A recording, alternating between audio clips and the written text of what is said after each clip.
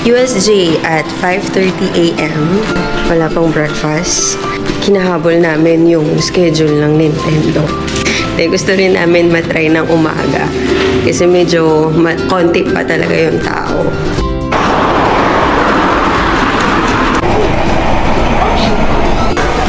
Quick breakfast lang. Kiddie meal. Drinks ang kanilang toy. Yan, what do you want? Syrup or butter? Butter na lang. Ako na yung nag-decide.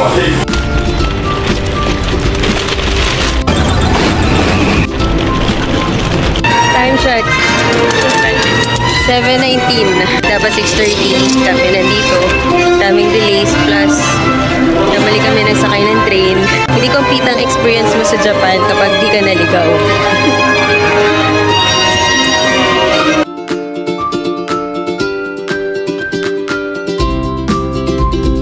Nakalagpas na kami sa baggage check. Time check is 7:34 AM. And sobrang dami ng tao. I think ang opening is 8:30. Grabe, ang init.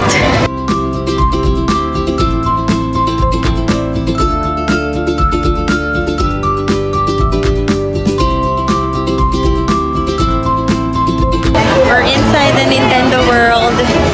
Luckily, kapag maaga kang pumasok dito sa USJ, no need na mag-register or mag-book ng advance para sa slot mo to get inside. Kapag medyo humapon na, doon na nila nililimit yung tao, kaya kailangan na nilang mag-schedule. So, the last time we got here, 10 o'clock kami dumating. Ang nakuha naming slot is 4:30 in the afternoon para makapasok dito. So, ngayon, nandito na kami around 8 AM. Kaivan and Leon were inside the Yoshi's Adventure. Buti pinayagan na si Leon kasi last January nung nandito kami, hindi nakapasok si Leon sa mga rides. Ngayon, more than 90 cm na siya, kaya allowed na siya to get inside.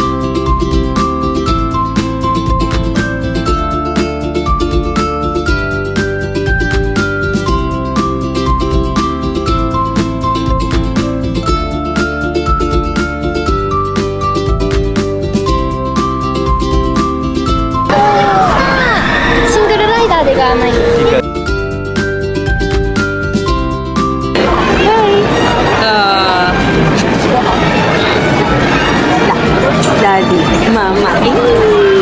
So, nakapila na kami dito sa loob ng Jurassic Park, the ride. So, ito yung binibigay nilang paper.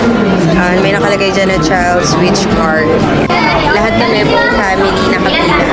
Switch na lang kami kapag turn na namin mag-ride. Pinapila din kami dito sa may singles line. So, this is where we wait para sa mga may ticket na child switch card.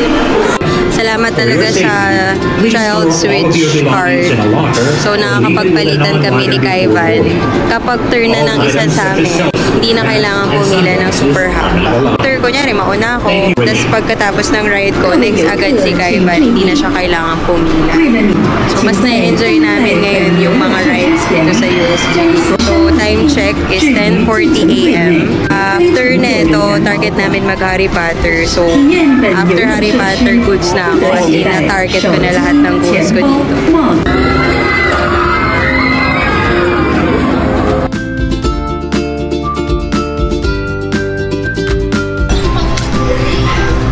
So, we're here inside the USJ Hello Kitty breastfeeding station. It's quite relaxing here kasi meron silang 5 rooms para kung saan pwede mag-breastfeed ang mga mommies.